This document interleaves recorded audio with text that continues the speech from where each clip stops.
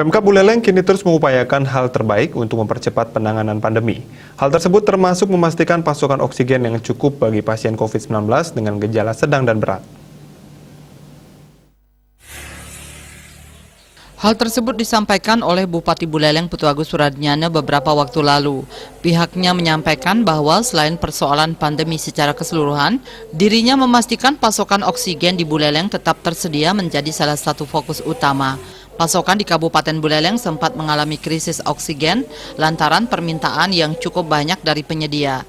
Bahkan Pemkab Buleleng juga sempat melakukan isi ulang oksigen di kawasan Banyuwangi dengan membawa tabung kosong ke daerah tersebut.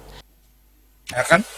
Nah, sekarang ini kita akan diskusikan karena dari Menteri Maritim menjanjikan tambahan oksigen dari Singapura untuk Bali. Kita masih kerat itu. Jadi masalah kita sekarang oksigen.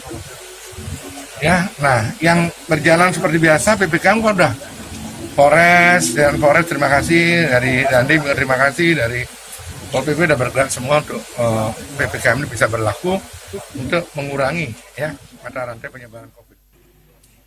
Komang Yuda, Bali TV.